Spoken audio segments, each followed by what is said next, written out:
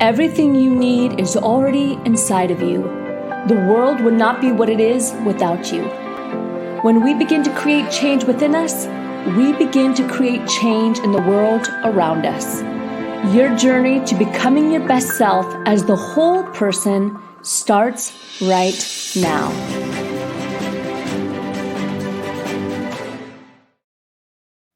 Welcome to the podcast. I'm Lauren Sweeney, the Vice President at RISEUPFORYOU, and I'm honored to be your host today on the Become Your Best podcast and webinar series.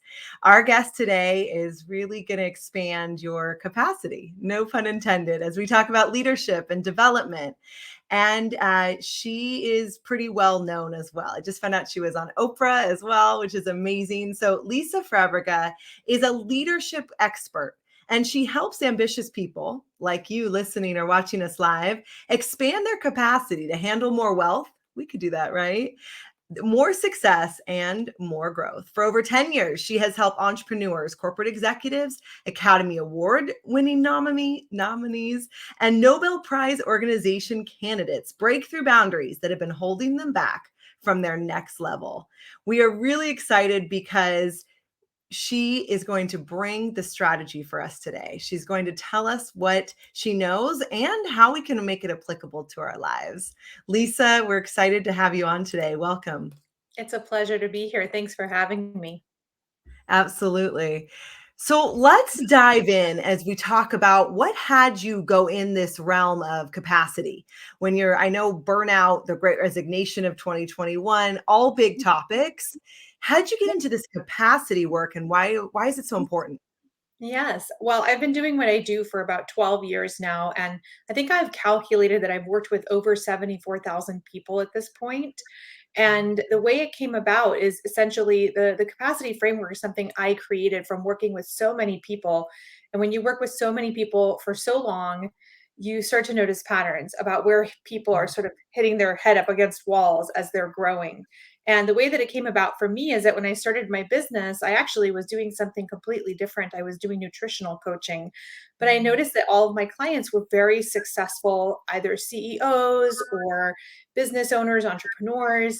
And we were just, after the first or second session, we weren't really talking about food anymore. We were talking about all the stressors that they were having in terms of they are very ambitious. So they're constantly growing and expanding, and their wealth was growing, their success was growing, their visibility was growing, and the amount of people needing things from them was growing, and their boundaries needed to change. And that is how I sort of got led on to understanding why capacity is the thing that we really need to focus on when we really want to go to the next level of our success.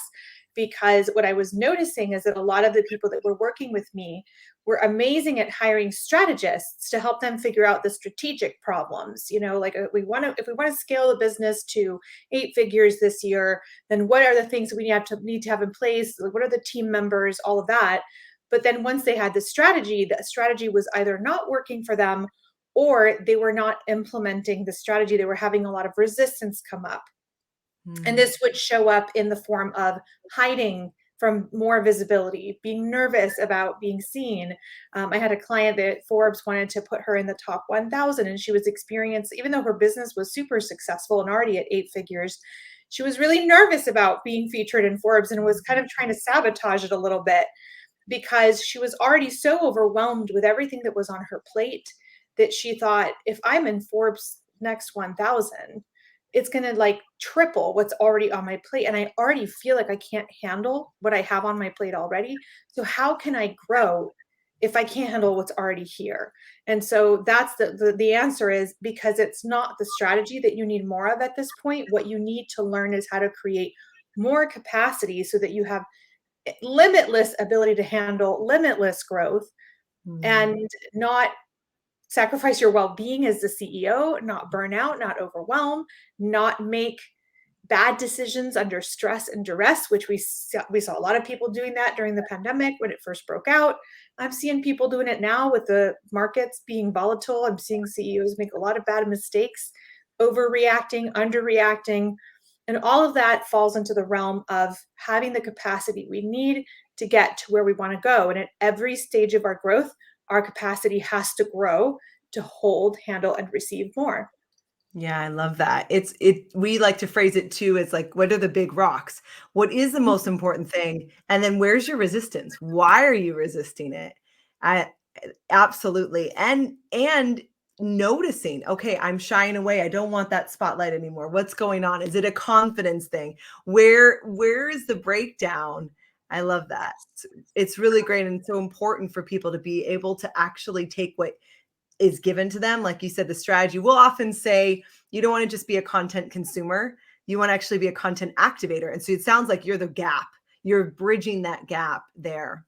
So Yeah. what if somebody's listening and they're saying, yes, Lisa, I'm with you. I mean, I don't have enough capacity to really implement, or there is a missing piece. Where do they start?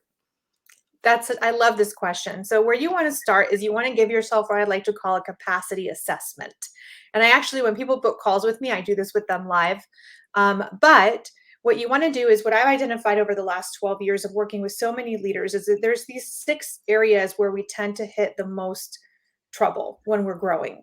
And for each one of you listening, this is going to be a completely different combination. That's what I call your capacity code. Whatever combination of these you have, it's like this fabric with all these finely worn fibers, woven into each other. And so the first capacity area that I find, and I actually call it areas where you have blind spots, that CEO develop blind spots. And so, for example, your money capacity is one.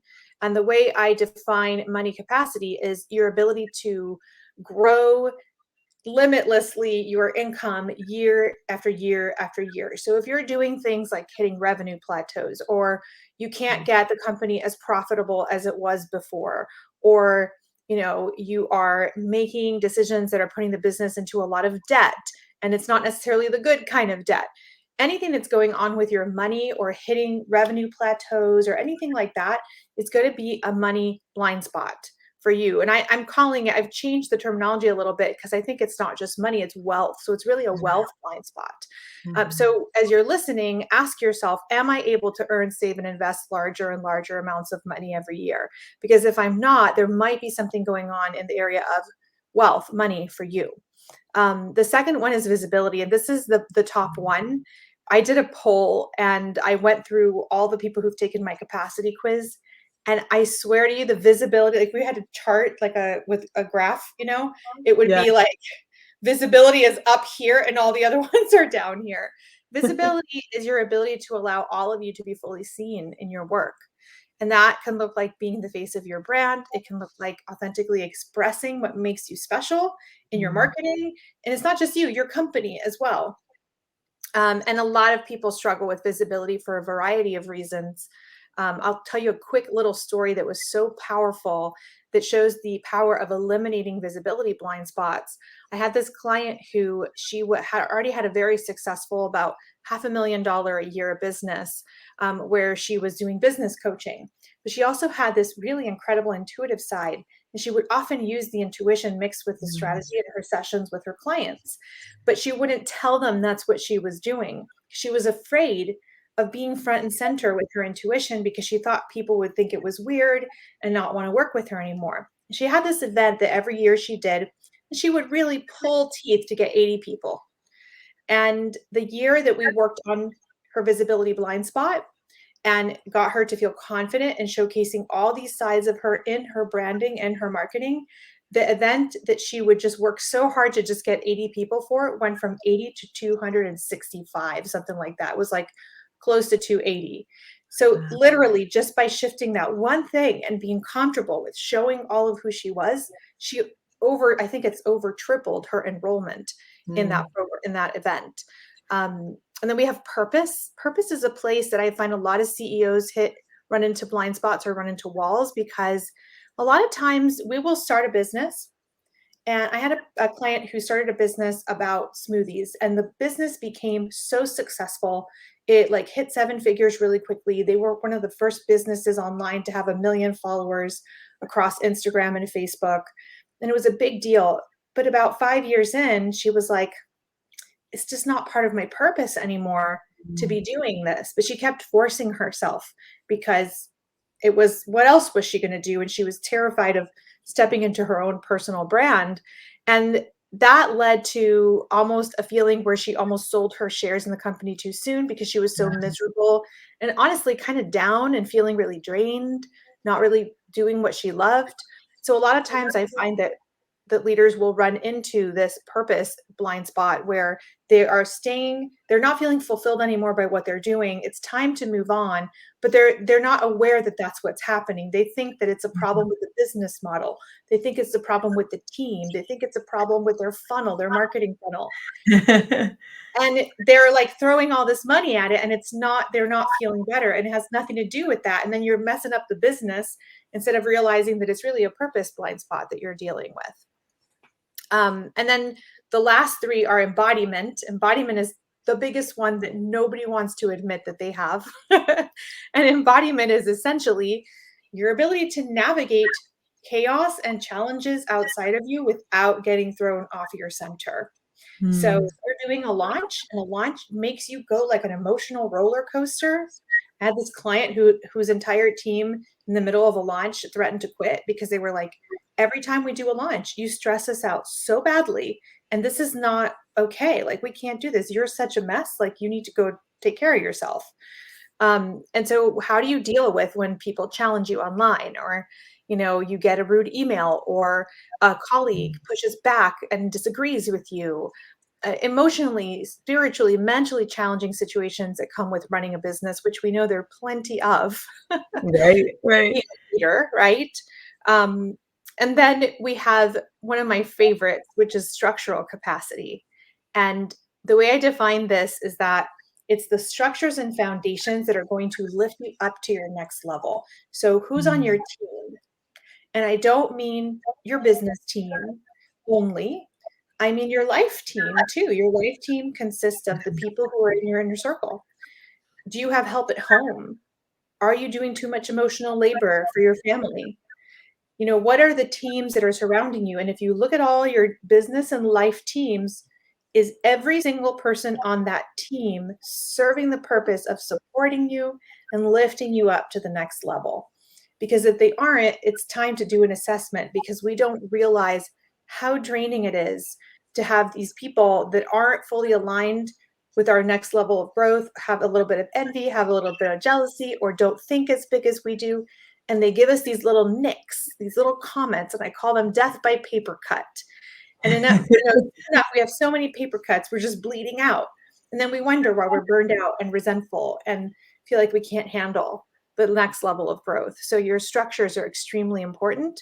Otherwise, you're building a mansion on a cardboard foundation. Absolutely. And then finally, boundaries. Boundaries That's is huge. a good one, right? Yes, boundaries is huge, because the biggest mistake, okay, here's the thing I see with boundaries. We think boundaries are walls. And so if we are empathetic or are people who care, and that's really the only people I work with is people who care to make a positive impact, they feel bad about setting boundaries sometimes because it feels uncaring, because it feels like a wall. And what I tell people is a boundary is not a wall. A boundary is a specific request that you are making that explains to people what you are and are not available for, period. And boundaries are not just with other people. We have to set boundaries with ourselves too. Sometimes we allow ourselves to go down these rabbit holes of thought that are not conducive, that are not helpful. And we have to train our brains to set a boundary and go, I'm not going there at 4:00 in the morning. I'm going back to sleep. And then the last thing I want to say about boundaries is that a lot of people are operating with the boundaries that got them to where they are and expecting those boundaries to get them to the next level of support.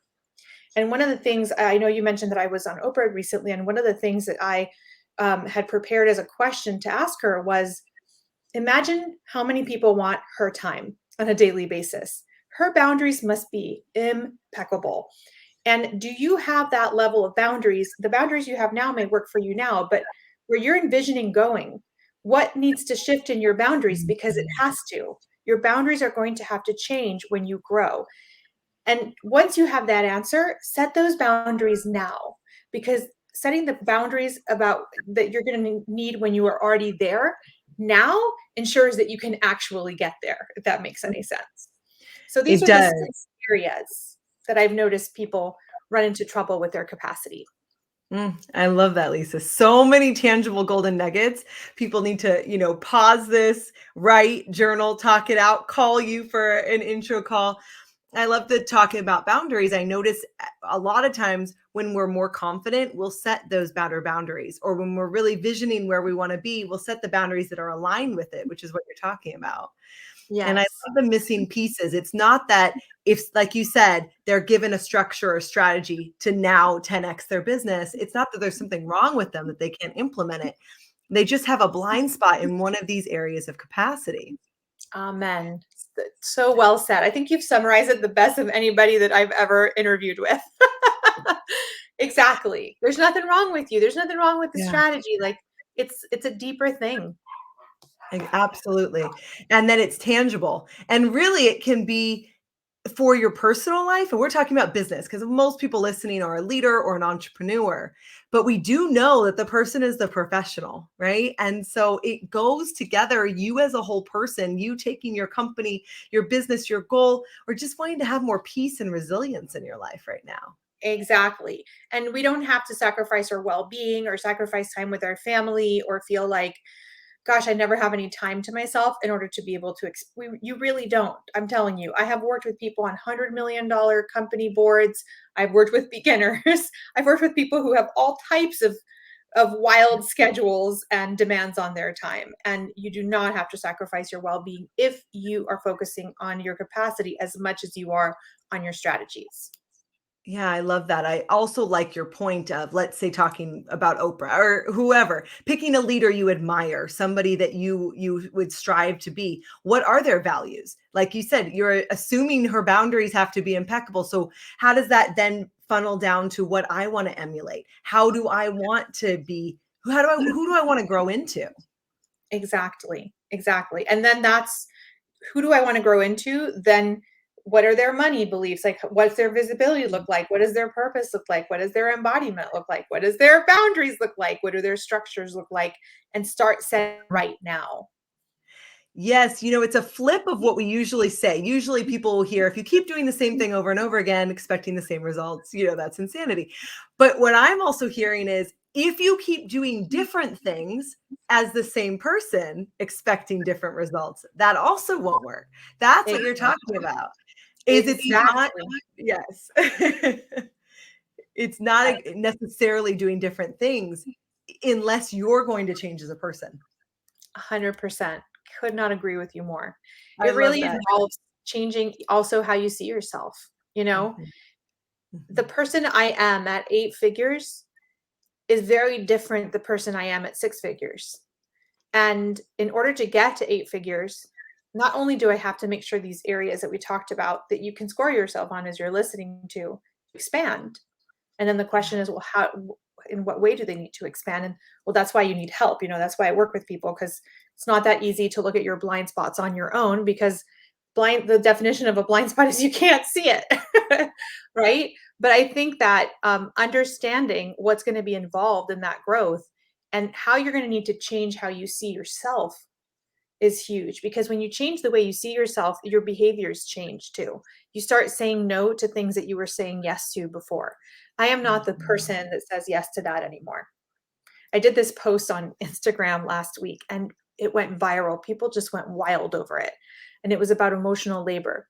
And I detailed this thing that happened in my day because, I do my own work that I teach, and I would have no business teaching it if I wasn't growing through it myself. So I'm always growing my capacity. And one of the ways I was noticing that I needed to make an expansion in my capacity was the places I was still doing little bits of emotional labor for other people, which throw me off. And so the example I gave in the post was just in one morning, I go on my bike rides every morning. And I usually take about an hour and a half because I'm training for long distance bike riding. And this bike ride is like, it sets me up right for my entire day. My mind is sharp when I come back. I feel so good. My endorphins are up. My whole day goes better when I do this bike ride. And I do it every morning. It's non-negotiable. While I'm on my bike ride, I get a text from my cleaning crew. Oh, our 11 a.m. canceled. Can we come early? Except all of my calls were scheduled around them coming at 2 o'clock. Right. Then I get an email from a client who I had completed our program with. She decided to take it personally for some reason. and then was demanding an unpaid one-on-one conversation where I would explain to her why I ended our program. Then I have another email from someone who's a friend who knows I'm from Panama, and these notifications are popping up on my phone as I'm on my bike, right? And it's like, oh, my friend is doing a retreat in Panama. Could you recommend a list of retreat centers for her? I'm like, excuse me, that is literally a job. It's so labor intensive that people get paid to do that kind of research. And that's Yes. not even my just job description. Like, that's not my profession. Then I get another message from somebody I had bought a product from telling me she can't figure out how to ship it, essentially asking me to help her figure out how to ship it. And then a text from a guy who wants me to essentially help him plan a date. And I'm like, wow, in just that 30-minute time window that I'm on my bike, I have 5 messages from people asking me to do work that they can figure out on their own, asking me to make their non-emergencies my emergencies. And literally, the old people pleaser in me wanted to pull over and just quickly respond and disrupt my entire bike ride, or feel sad for my cleaning crew that they were going to have 3 hours with nothing to do. And why can't I accommodate them to come earlier? But because I'm working on changing how I see myself, because I'm going to my next level, I realized, no, I'm sorry. These are your emergencies. They have nothing to do with me. Solve them on your own. I am not going to feel pressure to respond to you right away. I'm not even going to feel pressured to help. And so I said, I waited till the afternoon when I actually had time to reply. So my cleaning crew she actually texted me a second time, have you gotten my message? And I was like, I'm going to make your emergency. It's not my fault that your morning client canceled. And I don't even have time to respond to you. I have so many phone calls as soon as I get off this bike. And it was wonderful. And that's an example of changing the way you see yourself. If I am this next level CEO of my next level, I don't make these little emergencies my emergencies. And guess what? Everybody figured it out on their own. Everybody How to get everything done. right? You do Everybody not have to save the world, Lisa. Really, Yeah. because you're better when you don't people please. And that's a whole nother conversation. But we expand and give others permission to also say no. We give them permission to figure things out.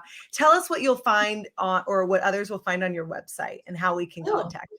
Yes. So on my website, you can actually sign up and you can get a video it's called 3 Questions You Must Answer to Realign. And so if you're experiencing any of these capacity issues or blind spots that we're talking about today, you can go and the video is going to walk you through 3 questions that I know nobody has ever asked you before, that are going to make you really think deeply about what blind spots you need to be working on. So you can go my website. If you just put your name and email into the little newsletter sign up option, you will get that. And then also on my website is my blogs. My blogs are very popular, and that's free information that can teach you a little bit more about your blind spots and your capacity. I write it 2 times a month. I used to do it weekly, but that's part of my up level, is cutting down. I don't need to do it weekly. I can do it twice a month. And there's also ways to work with me if you want to explore that as well. I love it. And if you're listening and you can't see the visual, it is just www.lisa, Lisa, and then her last name is spelled Fabrega.com. It's also in the show notes. Well, just so great, Lisa. I'd love to ask kind of a closing question, and that is, what does Rise Up for You mean to you? I think rise up means courage. I think it means courage to do things differently than other people are doing. And I think it also means the courage to upset people by saying no, upset people by not being the people pleaser. Because when you do that, you really can rise up into your potential and who you're here to be. Oh, I love that. Lisa, thank you so much for the work you're doing, for your courage to expand your capacity, and for being on the show today.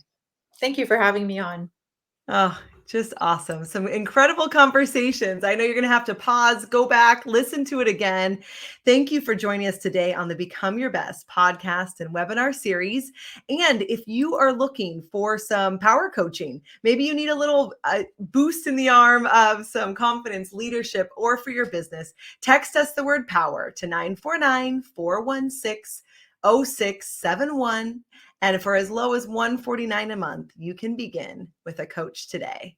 I'm Lauren Sweeney, and it's been my pleasure to be your host I'll see you next time on the podcast.